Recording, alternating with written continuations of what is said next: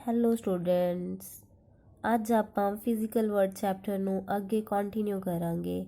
ਤਾਂ ਇਸ ਦੇ ਵਿੱਚ ਆਪਾਂ ਪੜ੍ਹਨਾ ਹੈ forces in nature and nature of physical ਲਾਜ਼। Forces in nature ਨੂੰ ਪੜ੍ਹਨ ਤੋਂ ਪਹਿਲਾਂ ਆਪਾਂ ਇਹ ਗੱਲ ਕਰਾਂਗੇ ਕਿ ਫਿਜ਼ਿਕਸ ਕੀ ਕਹਿੰਦੀ ਹੈ। ਫਿਜ਼ਿਕਸ ਨੇ ਸਾਨੂੰ ਕੀ ਜੋ ਵੀ ਨੇਚਰ 'ਚ ਐਕਟੀਵਿਟੀਜ਼ ਹੋ ਰਹੀਆਂ ਫਿਜ਼ਿਕਸ ਨੇ ਉਹਨਾਂ ਸਾਰਿਆਂ ਬਾਰੇ ਸਟੱਡੀ ਕਰਵਾਈ ਹੈ ਜਾਂ ਕਰ ਵੀ ਰਹੀ ਹੈ। ਔਰ ਫਿਜ਼ਿਕਸ ਨੇ ਇਸ ਤੋਂ ਇਲਾਵਾ ਇੱਕ ਚੀਜ਼ ਹੋਰ ਹੈ ਕਿ ਜੋ ਵੀ ਫਿਨੋਮੀਨਾਜ਼ ਨੇਚਰ ਵਿੱਚ ਹੋ ਰਹੇ ਆ ਉਹਨਾਂ ਸਾਰਿਆਂ ਨੂੰ ਇਕੱਠਾ ਕਰਕੇ ਉਹਨਾਂ ਲਈ ਅਲੱਗ-ਅਲੱਗ ਸਟੱਡੀਜ਼ ਨਹੀਂ ਇੱਕ ਸਟੱਡੀ ਦਿੱਤੀ ਹੈ। ਤਾਂ ਉਹਦੇ ਲਈ ਕੀ ਆ, ਉਹਨੇ ਯੂਨੀਫਿਕੇਸ਼ਨ ਲਾਅ ਨੂੰ ਫੋਲੋ ਕੀਤਾ ਹੈ, ਲਾਅ ਆਫ ਯੂਨੀਫਿਕੇਸ਼ਨ। ਔਰ ਇਸ ਯੂਨੀਫਿਕੇਸ਼ਨ ਦੇ ਵਿੱਚ ਉਹਦਾ ਕੀ ਮੋਟਿਵ ਰਿਹਾ ਕਿ ਜੋ ਬਹੁਤ ਸਾਰੀਆਂ ਸਟੱਡੀਜ਼ ਹੋ ਰਹੀਆਂ ਉਹਨਾਂ ਨੂੰ ਅਲੱਗ-ਅਲੱਗ ਸਟੱਡੀ ਕਰਨ ਤੋਂ ਹੀ ਬਜਾਏ ਉਹਨਾਂ ਸਾਰਿਆਂ ਦੇ ਲਈ ਇੱਕ ਸਿੰਪਲ ਰੂਲ ਦੇ ਦਿੱਤਾ। ਜਿੱਦਾਂ ਅਸੀਂ ਗੱਲ ਕਰ ਸਕਦੇ ਹਾਂ ਕਿ ਫਾਲਿੰਗ ਆਫ ਐਪਲ, ਸੇਬ ਦਾ ਨੀਚੇ ਗਿਰਨਾ, ਮੂਨ ਦਾ ਅਰਥ ਅਰਾਊਂਡ ਰਿਵੋਲਵ ਕਰਨਾ, ਰੈਵੋਲੂਸ਼ਨ ਆਫ ਮੂਨ ਅਰਾਊਂਡ ਅਰਥ, ਕੋਈ ਪੈਂਡੂਲਮ ਹੈ, ਠੀਕ ਹੈ, ਉਹਦਾ ਸਵਿੰਗ ਮੋਸ਼ਨ ਕਰਨਾ, ਐਕਸਟ੍ਰੀਮ ਪੋਜੀਸ਼ਨ ਤੇ ਚਲੇ ਜਾਣਾ, ਵਾਪਿਸ ਆ ਜਾਣਾ, ਫਿਰ ਮੋਸ਼ਨ ਕਰਨਾ, ਤਾਂ ਇਹਨੂੰ ਕੀ ਕਹਿੰਦੇ ਆ, ਪੈਂਡੂਲਮ ਦੀ ਸਵਿੰਗ ਕਰਨਾ, ਸਵਿੰਗਿੰਗ ਆਫ ਪੈਂਡੂਲਮ ਦਾ ਸਵਿੰਗ ਕਰਨਾ। ਤਾਂ ਜੋ ਇਹ ਸਾਰੇ ਫਿਨੋਮੀਨਾਜ਼ ਨੇ ਇਹ ਸਾਰੇ ਦੇ ਸਾਰੇ ਕਿਹਦੇ ਅੰਦਰ ਆਉਂਦੇ ਆ, law of gravitation. Law of gravitation. ਤਾਂ ਆਪਾਂ ਇਹ ਸਾਰੇ ਦੇ ਸਾਰੇ ਫਿਨੋਮੀਨਾਜ਼ ਨੂੰ ਗ੍ਰੈਵਿਟੇਸ਼ਨ ਦੇ ਲਾਅ ਦੇ ਅੰਦਰ ਪੜ੍ਹਦੇ ਹਾਂ। ਤਾਂ ਇਹਨੂੰ ਤਾਂ ਲਾਅ ਆਫ ਗ੍ਰੈਵਿਟੇਸ਼ਨ ਤੁਸੀਂ 9th ਸਟੈਂਡਰਡ ਵਿੱਚ ਵੀ ਪੜ੍ਹ ਚੁੱਕੇ ਹੋ, universal law of gravitation. Same ਇਸੇ ਤਰ੍ਹਾਂ ਨੇਚਰ ਦੇ ਵਿੱਚ ਬਹੁਤ ਸਾਰੀਆਂ ਫੋਰਸਿਸ ਐਕਟ ਹੁੰਦੀਆਂ ਨੇ। ਜੋ ਫੋਰਸਿਸ ਨੇ ਮੇਜਰ 4 ਟਾਈਪ ਦੀਆਂ ਫੋਰਸਿਸ ਨੇ। ਉਹ 4 ਟਾਈਪ ਦੀਆਂ ਫੋਰਸਿਸ ਦੀ ਅੱਗੇ ਜੋ ਵੀ ਫੋਰਸਿਸ ਨੇਚਰ 'ਚ ਪੜ੍ਹਾਂਗੇ ਉਹ ਉਹਨਾਂ ਦੀਆਂ ਹੀ ਸਬ ਪਾਰਟਸ ਨੇ, ਉਹਨਾਂ ਵਿੱਚੋਂ ਹੀ ਆਈਆਂ ਹੋਈਆਂ ਨੇ। ਤਾਂ ਉਹ ਫੋਰਸਿਸ ਕਿਹੜੀਆਂ-ਕਿਹੜੀਆਂ, gravitational force, electromagnetic force, third ਹੈ ਵੀਕ ਫੋਰਸ, ਨੈਕਸਟ ਹੈ ਸਟਰੋਂਗ ਫੋਰਸ ਜਾਂ ਫਿਰ ਸਟਰੋਂਗ ਨਿਊਕਲੀਅਰ ਫੋਰਸ। ਆਪਾਂ ਇਹਨਾਂ ਨੂੰ ਸਟੱਡੀ ਕਰਾਂਗੇ। ਫਸਟ ਵਨ ਹੈ ਗ੍ਰੈਵਿਟੇਸ਼ਨਲ। ਜੋ ਗ੍ਰੈਵਿਟੇਸ਼ਨਲ ਫੋਰਸ ਹੈ, ਗੁਰੂਤਾਕਰਸ਼ਣ ਬਲ ਵੀ ਕਹਿੰਦੇ ਆ ਇਹਨੂੰ, ਗੁਰੂਤਾਕਰਸ਼ਣ ਬਲ। ਤਾਂ ਇਹਦੇ ਬਾਰੇ ਤੁਸੀਂ 9th ਸਟੈਂਡਰਡ ਵਿੱਚ ਪੜ੍ਹਿਆ ਸੀਗਾ, F is equals to G m1 m2 upon r square। ਆਹ ਰਿਲੇਸ਼ਨ ਤੁਸੀਂ ਪੜ੍ਹਿਆ ਸੀ।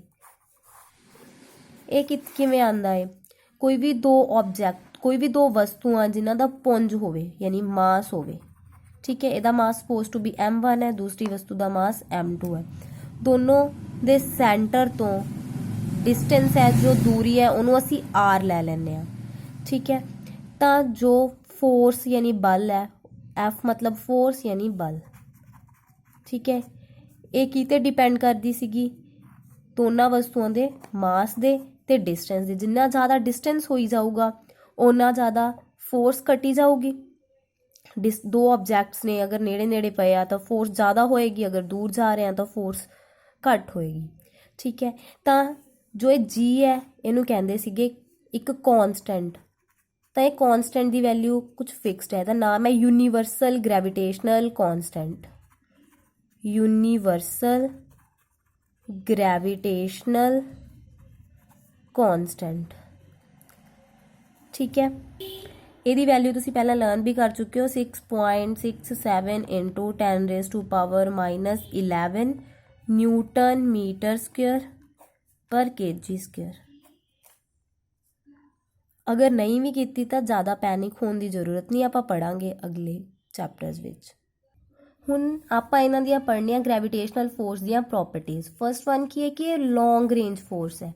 ਲੌਂਗ ਰੇਂਜ ਫੋਰਸ ਦਾ ਮਤਲਬ ਕੀ ਹੈ ਕਿ ਇਹ ਬਹੁਤ ਜ਼ਿਆਦਾ ਡਿਸਟੈਂਸ ਤੱਕ ਅਪਲਾਈ ਹੋ ਸਕਦੀ ਹੈ। ਜਿੱਦਾਂ ਕਿ ਆਪਾਂ ਗੱਲ ਕਰ ਹੀ ਰਹੇ ਹਾਂ ਕਿ ਅਰਥ ਜਿਹੜੀ ਆ ਮੂਨ ਹੈ ਅਰਥ ਦੇ ਅਰਾਊਂਡ ਰਿਵੋਲਵ ਕਰਦਾ, ਠੀਕ ਹੈ, ਉਹ ਗ੍ਰੈਵਿਟੇਸ਼ਨ ਕਰਕੇ ਹੀ ਕਰਦਾ, ਮੈਂ ਦੱਸ ਚੁੱਕੀ ਹਾਂ। ਕਿ ਜੋ ਮੂਨ ਹੈ ਅਰਥ ਅਰਾਊਂਡ ਰਿਵੋਲਵ ਕਰਦਾ ਤੇ ਮੂਨ ਦੇ ਅਰਥ ਵਿੱਚ ਤਾਂ ਬਹੁਤ ਜ਼ਿਆਦਾ ਡਿਸਟੈਂਸ ਹੈ, ਤਾਂ ਫਿਰ ਇਹ ਲੌਂਗ ਰੇਂਜ ਮੀਨਸ ਜ਼ਿਆਦਾ ਡਿਸਟੈਂਸ ਤੱਕ ਅਪਲਾਈ ਹੋਣ ਵਾਲੀ ਫੋਰਸ ਹੈ। ਸੈਕਿੰਡਲੀ ਕੀ ਹੈ ਕਿ ਇਹ ਦੋ ਮਾਸਿਸ ਦੇ ਵਿੱਚ ਹੈ, ਦੋ ਆਬਜੈਕਟ ਦੇ ਮਾਸ ਵਿੱਚ ਹੈ, ਤਾਂ ਇਹ ਕਿਹੜੀ ਫੋਰਸ ਹੋਏਗੀ? ਅਟਰੈਕਟਿਵ। ਮੀਨਸ ਇਹਨਾਂ ਦੇ ਵਿੱਚ ਹਮੇਸ਼ਾ ਅਟਰੈਕਸ਼ਨ ਹੋਏਗੀ, ਅਟਰੈਕਟਿਵ ਫੋਰਸ ਹੈ ਇਹ। ਦੋ ਆਬਜੈਕਟ ਹੋਣਗੇ, ਇਹਦਾ ਮਾਸ m1 ਹੈ, ਦੂਸਰੇ ਦਾ ਮਾਸ m2 ਹੈ, ਇਹ ਇਹਨੂੰ ਆਪਣੇ ਵੱਲ ਅਟਰੈਕਟ ਕਰੇਗਾ, मतलब एक दूसरे वाल अट्रैक्ट होंगे, एक दूसरे अपने वाल खिंचणगे, पुल करनगे, ठीक है। दैन किहड़ी फोर्स है? Attractive force. जो मास करके हुंदी है हमेशा अट्रैक्टिव फोर्स होएगी। नैक्सट की है कि यह हैगी है एक इनवर्स स्क्वेयर लॉ नूं फॉलो करदी है, इनवर्स स्क्वेयर लॉ। हुण ये वर्ड है इनवर्स स्क्वेयर लॉ, इहदा मीनिंग की है? आपां बोलिया कि मास करके है, मास करके तो की होगी? अट्रैक्टिव। और ये इनवर्सली मतलब नीचे आप लिखा है आर स्क्वेयर, इनवर्सली प्रपोर्शनल हुंदा है, मतलब एक नीचे आप लिखा है आर स्क्वेयर। जो ये आर स्क्वेयर का मतलब की है कि यह नीचे है 1/r स्क्वेयर, ऐदा लिख सकते हैं GM1 M2 into 1/r square. तो ये नीचे लिखा हुआ रेसिप्रोकल विच है 1/r स्क्वेयर, तो इसका मतलब हुंदा इनवर्स। जो आप 1/, विच लिख दिंदे उहदा मतलब हुंदा इनवर्स। तो और ये ऊपर की है स्क्वेयर, स्केयर है, दैन ये किनू फॉलो करती पई है? इनवर्स स्केयर लॉ नू फॉलो करती है। फर्स्टली की है लॉन्ग रेंज है, बहुत दूर तक, बहुत ज़्यादा डिस्टेंस तक अप्लाई हो सकती है। सेकेंडली की है कि अट्रैक्टिव है। थर्ड की है कि इनवर्स स्केयर लॉ नू फॉलो कर दिया। नैक्सट फोर्थ वन की है कि यह वीक फोर्स है, सब तो ज़्यादा वीक फोर्स है। वीक फोर्स क्यों आ? जिन्ना ज़्यादा डिस्टेंस वधी जाऊगा उन्नी ज़्यादा मतलब फोर्स तो दो ऑब्जेक्ट्स विच रहूगी, बट डिस्टेंस के वधन के नाल जो है फोर्स है घटी जाऊगी, उसका मैगनीट्यूड, उसकी वैल्यू घटी जाऊगी, ठीक है, समझ गए। नैक्सट है कि सेंट्रल फोर्स है। सेंट्रल फोर्स मतलब कि दो ऑब्जेक्ट है, उन्होंने दे विच फोर्स अप्लाई हो रही है, एक आ ऑब्जेक्ट है, एक आ, इन्होंने दोनों ऑब्जेक्ट्स के विच जो फोर्स अप्लाई हो रही है तो की होएगी? आ ऑब्जेक्ट इसनों अपने वाल खिंच रहा, आ ऑब्जेक्ट अपने वाल खिंच रहा, तो किते सेंटर विच अप्लाई हो जाएगी, तो इनू दो ऑब्जेक्ट दे विच लगन वाली इस तरह की फोर्स नूं असीं की बोल दिंदे आ? Central force. सेकेंड टाइप है इलैक्ट्रोमैग्नैटिक फोर्स। जो इलैक्ट्रोमैग्नैटिक फोर्स है इहदा एक रिलेशन हुंदा F = 1/4 pi epsilon not product of charge upon square of distance. तो जो इलैक्ट्रोमैग्नैटिक फोर्स है किहदे विच हुंदी है? ये चार्ज पार्टिकल्स विच हुंदी है। हुण चार्ज पार्टिकल्स इदां भी हो सकदे, दोनों पॉजिटिव चार्ज पार्टिकल्स होण, इदां भी हो सकदा एक पॉजिटिव है दूसरा नैगेटिव है, तो इदां भी हो सकदा कि दोनों नैगेटिव होण। हुण देखो अगर थोड़े तो पता कि सेम पोलैरिटीज, सेम चार्जिज एक दूसरे नूं रिपैल करते हैं। अगर दोनों पॉजिटिव है तो दोनों की करेंगे? एक दूसरे तो दूर जाएंगे। जिवें आपां मैगनेट विच पढ़िया सीगा, मैगनेट विच तां पढ़िया है ना कि नॉर्थ ते साउथ पोल एक दूसरे नूं की करते हैं? अट्रैक्ट, मतलब एक दूसरे नूं अपने वाल खिंचते हैं, ठीक है। साउथ रिपैल करनगे, नॉर्थ भी रिपैल करनगे। सेम आपां की पढ़ते हैं कि इक्को जिक्के वाले ध्रुव आ, सेम पोल्स है, like poles attract each other, unlike poles attract each other, और like poles repel each other, like poles repel each other. हुण इत्थे पॉजिटिव सेम चार्ज है, दोनों एक दूसरे नूं की करनगे? रिपैल। इत्थे अट्रैक्ट करनगे, दैन ये भी की करनगे? रिपैल। तो फिर इस तरह की फोर्स की होगी? दोनों दे दोनों लाज नूं फॉलो कर सकती है। मीनस ये अट्रैक्टिव भी हो सकती है और रिपल्सिव भी। इट मे बी अट्रैक्टिव और रिपल्सिव इन नेचर। सेकेंडली आ रिलेशन तुसीं पहला नहीं किया, इन्हों आप +2 क्लास विच पढ़ांगे। तो इस रिलेशन तो की पता चलता पाया है कि ये भी इनवर्सली प्रपोर्शनल, मतलब नीचे की आ आर स्केयर लिखा होया 1/4 पाई, इस साइन नूं बोलते एप्सिलॉन नॉट, ठीक है। Q1 इसनूं बोलते हैं इदां लिखा होया epsilon naught, Q1 Q2 over r square. नीचे लिखा ना आर स्क्वेयर। चार्जिस की तो गल कर ली कि चार्जिस करके अट्रैक्टिव भी हो सकती है और रिपल्सिव भी हो सकती है। नीचे लिखा आर स्क्वेयर का मतलब की हो गया? पहला वांगू ही इनवर्स स्क्वेयर लॉ नूं फॉलो कर दिया। सेकेंडली की हो गया ये इनवर्स स्क्वेयर लॉ नूं फॉलो कर दिया। थर्ड की है कि सेंट्रल फोर्स है, भी दो चार्जिस दे विच है, इदां उन्हां दे विच डिस्टेंस आर होएगा, तो इसनूं अट्रैक्ट किया, इन्हें इसनूं अट्रैक्ट किया, तो सेंटर विच किते अप्लाई हो सकती है, तो यह भी की है? एक सेंट्रल फोर्स है। नैक्सट की है कि लॉन्ग रेंज फोर्स है। लॉन्ग रेंज मतलब बहुत ज़्यादा डिस्टेंस तक अप्लाई हो सकती है। थर्ड टाइप है न्यूक्लियर फोर्स। इसनों होर की कहते हैं? स्ट्रोंगेस्ट फोर्स भी कह देंगे हैं। जो ये न्यूक्लियर फोर्स है ਇਹ ਕੀ ਹੈ ਨਿਊਕਲੀਅਸ ਦੇ ਵਿੱਚ ਲੱਗਦੀ ਹੈ। ਇਹ ਤਾਂ ਪੜ੍ਹਿਆ ਨਾ ਕਿ ਕੋਈ ਐਟਮ ਹੁੰਦਾ ਉਹਦਾ ਨਿਊਕਲੀਅਸ ਹੈ, ਠੀਕ ਹੈ, ਉਹਦੇ ਅਰਾਊਂਡ ਇਲੈਕਟ੍ਰੋਨਸ ਰਿਵੋਲਵ ਕਰ ਰਹੇ ਹੁੰਦੇ ਆ, ਠੀਕ ਹੈ। ਤਾਂ ਜੋ ਇਹ ਹੈਗੀ ਆ ਸਪੋਜ਼ ਆ ਨਿਊਕਲੀਅਸ ਹੈ, ਨਿਊਕਲੀਅਸ ਦੇ ਵਿੱਚ ਕੀ ਹੁੰਦਾ ਪ੍ਰੋਟੋਨਸ ਹੁੰਦੇ ਆ, ਨਿਊਟਰੋਨਸ ਹੁੰਦੇ ਆ। ਤਾਂ ਫਿਰ ਇਹ ਵਾਲੀ ਜਿਹੜੀ ਫੋਰਸ ਹੈ ਕਿਹਦੇ ਵਿੱਚ ਲੱਗਦੀ ਆ ਪ੍ਰੋਟੋਨਸ ਤੇ ਨਿਊਟਰੋਨ ਦੇ ਵਿੱਚ। ਇਹ ਕੀ ਹੁੰਦੀ ਆ ਹਮੇਸ਼ਾ ਅਟਰੈਕਟਿਵ ਇਨ ਨੇਚਰ ਹੁੰਦੀ ਆ। ਤਾਂ ਹੁਣ ਤੁਸੀਂ ਦੇਖੋ ਕਿ ਜੋ ਪ੍ਰੋਟੋਨ ਦੇ ਵਿੱਚ ਵੀ ਹੋ ਸਕਦੀ ਹੈ, ਇਹਦੇ ਵਿੱਚ ਤਾਂ ਹਮੇਸ਼ਾ ਪ੍ਰੋਟੋਨਸ ਜਾਂ ਫਿਰ ਨਿਊਟਰੋਨਸ ਹੀ ਹੁੰਦੇ ਆ। ਪ੍ਰੋਟੋਨ ਵਿੱਚ ਵੀ ਹੋ ਸਕਦੀ ਆ, ਨਿਊਟਰੋਨ ਵਿੱਚ ਵੀ ਹੋ ਸਕਦੀ ਹੈ, ਔਰ ਪ੍ਰੋਟੋਨ ਨਿਊਟਰੋਨ ਵਿੱਚ ਵੀ ਹੋ ਸਕਦੀ ਹੈ। ਤਾਂ ਇਹਦਾ ਮਤਲਬ ਨਿਊਕਲੀਅਸ ਦੇ ਵਿੱਚ ਇੱਕ ਸਪੈਸ਼ਲ ਟਾਈਪ ਦੀ ਫੋਰਸ, ਤੁਹਾਨੂੰ ਇਹ ਤਾਂ ਪਤਾ ਹੈ ਕਿ ਪੋਜ਼ਿਟਿਵ ਤੇ ਪੋਜ਼ਿਟਿਵ ਚਾਰਜ ਹੈ ਜਿਹੜੇ ਇੱਕ ਦੂਸਰੇ ਨੂੰ ਕੀ ਕਰਨਗੇ, ਵੈਸੇ ਜਰਨਲੀ ਕੀ ਹੁੰਦਾ ਸੇਮ ਪੋਲੈਰਿਟੀ ਰਿਪੈਲ ਕਰਦੇ, ਬਟ ਇਹ ਦੋਨੋਂ ਅਟਰੈਕਟ ਕਰਨਗੇ। ਸੇਮ ਨਿਊਟਰੋਨ ਵੀ ਅਟਰੈਕਟ ਕਰਨਗੇ। ਹੁਣ ਪ੍ਰੋਟੋਨ ਉੱਪਰ ਪੋਜ਼ਿਟਿਵ ਚਾਰਜ ਹੈ, ਨਿਊਟਰੋਨ ਉੱਪਰ 0 ਚਾਰਜ ਹੁੰਦਾ, ਠੀਕ ਹੈ, ਕੋਈ ਵੀ ਚਾਰਜ ਨਹੀਂ ਹੁੰਦਾ ਨਿਊਟਰੋਨ ਉੱਤੇ। ਤਾਂ ਇਹਨਾਂ ਦੇ ਵਿੱਚ ਵੀ ਇੱਕ ਅਟਰੈਕਟਿਵ ਫੋਰਸ ਹੈ। ਤਾਂ ਇਹਦਾ ਮਤਲਬ ਕਿ ਨਿਊਕਲੀਅਸ ਦੇ ਅੰਦਰ ਜੋ ਇਹ ਸਾਰੇ ਇੱਕ ਦੂਸਰੇ ਨੂੰ ਟਾਈਟਲੀ ਬਾਉਂਡ ਕੀਤਾ ਹੋਇਆ ਹੈ, ਇਹ ਕਿਹਦੀ ਹੈਲਪ ਨਾਲ ਕੀਤਾ ਹੋਇਆ ਹੈ, ਇੱਕ ਸਪੈਸ਼ਲ ਟਾਈਪ ਦੀ ਫੋਰਸ ਹੈ ਇਹਨਾਂ ਦੇ ਅੰਦਰ ਲੱਗ ਰਹੀ ਨਿਊਕਲੀਅਸ ਦੇ ਅੰਦਰ। ਉਹ ਕੀ ਹੈ ਇੱਕ ਨਿਊਕਲੀਅਰ ਫੋਰਸ, ਜਿਹੜੀ ਕੀ ਹੈ ਸਭ ਤੋਂ ਜ਼ਿਆਦਾ ਸਟਰੋਂਗ ਫੋਰਸ ਹੈ। ਜਿੰਨੀਆਂ ਵੀ ਆਪਾਂ ਫੋਰਸਿਸ ਪੜ੍ਹਦੇ ਹਾਂ ਸਭ ਤੋਂ ਜ਼ਿਆਦਾ ਸਟਰੋਂਗੈਸਟ ਫੋਰਸ ਕਿਹੜੀ ਹੈ ਨਿਊਕਲੀਅਰ ਫੋਰਸ। ਇਹ ਅਟਰੈਕਟਿਵ ਹੁੰਦੀ ਹੈ ਹਮੇਸ਼ਾ ਨੇਚਰ ਦੇ ਵਿੱਚ। ਸਪੋਜ਼ ਟੂ ਬੀ ਇਹ ਰਿਪਲਸਿਵ ਹੋਵੇ, ਮੰਨ ਲਓ ਪ੍ਰੋਟੋਨ ਨੇ ਇੱਕ ਦੂਸਰੇ ਨੂੰ ਰਿਪੈਲ ਕਰਤਾ ਮਤਲਬ ਇੱਕ ਦੂਸਰੇ ਤੋਂ ਦੂਰ ਚਲੇ ਗਏ। ਇਹਦੇ ਵਿੱਚ ਹੁਣ ਪ੍ਰੋਟੋਨ ਵੀ ਹੈ, ਨਿਊਟਰੋਨ ਵੀ, ਇਹਨਾਂ ਨੇ ਇੱਕ ਦੂਸਰੇ ਨੂੰ ਦੂਰ ਕਰ ਦਿੱਤਾ ਮਤਲਬ ਤਾਂ ਨਿਊਕਲੀਅਸ ਨੂੰ ਤੋੜ ਦੇਣਗੇ, ਬਾਹਰ ਚਲੇ ਜਾਣਗੇ, ਨਿਊਕਲੀਅਸ ਦੀ ਲੇਅਰ ਫਟ ਜੂਗੀ, ਠੀਕ ਹੈ। ਬਟ ਇਹ ਚੀਜ਼ ਪੋਸੀਬਲ ਨਹੀਂ ਹੁੰਦੀ। ਤਾਂ ਇਹਨਾਂ ਦੇ ਵਿੱਚ ਇੱਕ ਸਪੈਸ਼ਲ ਟਾਈਪ ਦੀ ਫੋਰਸ ਹੈ ਜੋ ਹਮੇਸ਼ਾ ਅਟਰੈਕਟਿਵ ਹੁੰਦੀ ਆ, ਤੇ ਸਟਰੋਂਗੈਸਟ ਫੋਰਸ ਹੈ, ਅਟਰੈਕਟਿਵ ਇਨ ਨੇਚਰ ਹੈ। ਇਹਦੇ ਵਿੱਚ ਹੁਣ ਦੇਖੋ ਇਹ ਬਿਲਕੁਲ ਥੋੜੇ ਜਿਹੇ ਰੀਜ਼ਨ 'ਚ ਲੱਗਦੀ ਪਈ ਹੈ, ਸਿਰਫ ਨਿਊਕਲੀਅਸ ਦੇ ਵਿੱਚ ਲੱਗਦੀ ਹੈ। ਤੇ ਨਿਊਕਲੀਅਸ ਦਾ ਸਾਈਜ਼ ਤਾਂ ਆਪਾਂ ਨੂੰ ਰਦਰਫੋਰਡ ਨੇ ਦੱਸਿਆ ਸੀਗਾ ਕਿ ਕਿੰਨਾ ਹੁੰਦਾ 10⁻⁻15 ਮੀਟਰ। 9th ਕਲਾਸ ਵਿੱਚ ਆਪਾਂ ਥੋੜਾ ਪੜਿਆ ਰਦਰਫੋਰਡ ਬਾਰੇ ਕਿ ਨਿਊਕਲੀਅਸ ਦਾ ਸਾਈਜ਼ ਕਿੰਨਾ 10⁻⁻15 ਮੀਟਰ, ਠੀਕ ਹੈ। ਇੰਨਾ ਛੋਟਾ ਸਾਈਜ਼ ਹੈ ਤਾਂ ਮਤਲਬ ਇਹਨੇ ਥੋੜੇ ਡਿਸਟੈਂਸ 'ਤੇ ਅਪਲਾਈ ਹੁੰਦੀ ਹੈ। ਤਾਂ ਫਿਰ ਇਹ ਕਿਹੜੀ ਹੋਗੀ ਸ਼ਾਰਟ ਰੇਂਜ ਫੋਰਸ।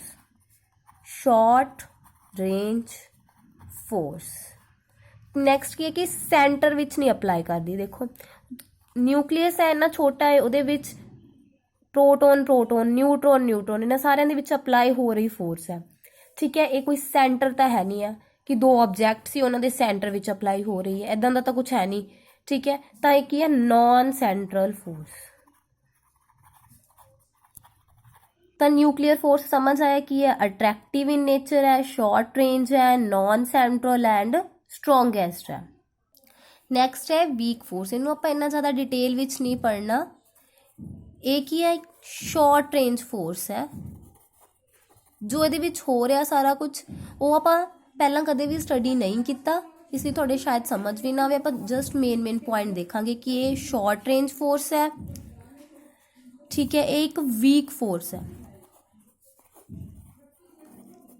ਇਹ ਕੀ ਹੁੰਦਾ ਨਾ ਰੇਡੀਓ ਐਕਟਿਵ ਐਲੀਮੈਂਟ ਦੇ ਵਿੱਚ ਹੁੰਦੀ ਹੈ, ਰੇਡੀਓ ਐਕਟਿਵ ਐਮਿਸ਼ਨ ਟਾਈਮ ਹੁੰਦੀ ਆ, ਮੀਨਸ ਤੁਹਾਡੇ ਸ਼ਾਇਦ ਸਮਝ ਨਾ ਆਵੇ ਅਲਫਾ ਬੀਟਾ ਪਾਰਟੀਕਲਸ ਵਿੱਚ ਹੁੰਦੀ ਹੈ। ਤੇ ਇਹਨੂੰ ਆਪਾਂ ਹਲੇ ਇੰਨਾ ਜ਼ਿਆਦਾ ਡਿਟੇਲ 'ਚ ਸਟੱਡੀ ਨਹੀਂ ਕਰਨਾ, ਸਿਰਫ ਇੰਨਾ ਸਮਝ ਲਓ ਕਿ ਸ਼ਾਰਟ ਰੇਂਜ ਫੋਰਸ ਆ ਔਰ ਇਹ ਵੀਕ ਫੋਰਸ ਆ। ਨੈਕਸਟ ਹੈ ਕਿ ਆਪਾਂ ਕੰਪੈਰੀਜ਼ਨ ਕਰਦੇ ਹਾਂ ਨਾ ਸਾਰੀਆਂ ਫੋਰਸਿਸ ਦੇ ਵਿੱਚ। ਕੀ ਹੈ ਆਪਣੇ ਕੋਲ ਸਟਰੋਂਗ ਫੋਰਸ ਹੈ, ਇਲੈਕਟ੍ਰੋਮੈਗਨੈਟਿਕ ਫੋਰਸ ਹੈ, ਵੀਕ ਐਂਡ ਗ੍ਰੈਵਿਟੇਸ਼ਨਲ ਫੋਰਸ ਹੈ। ਮੈਂ ਤੁਹਾਨੂੰ ਦੱਸ ਚੁੱਕੀ ਹਾਂ ਕਿ ਗ੍ਰੈਵਿਟੇਸ਼ਨਲ ਫੋਰਸ ਕੀ ਹੈ ਵੀਕੈਸਟ ਫੋਰਸ ਹੈ, ठीक है। और जो सब तो ज़्यादा स्ट्रॉन्ग फोर्स है, स्ट्रॉन्गेस्ट फोर्स केड़ी है न्यूक्लियर फोर्स, ठीक है। अगर मैं ग्रेविटेशनल फोर्स नू 1 अज्यूम कर लैनी है, मान लैनी है कि इहदी वैल्यू 1 है, तो इहदी वैल्यू 1 है तो वीक फोर्स की वैल्यू कितनी है उहदे कंपैरिजन 10⁻25, ठीक है। मीनस जे ये 1 है तो इहदा मतलब की हो गया इदा 1 के पिछे 25 जीरोज लिखोगे तो वीक फोर्स आएगी, वीक फोर्स की वैल्यू आएगी। और इलैक्ट्रोमैग्नेटिक फोर्स कितनी है 10⁻36। 10⁻36 का मतलब तो समझ दो 1 के पिछे 36 जीरोज लिख दिए, इन्नी ज़्यादा स्ट्रोंग। और जो ये स्ट्रोंगेस्ट फोर्स है कि 10⁻38 टाइम स्ट्रोंगर है किदे तो ग्रेविटेशनल फोर्स तो।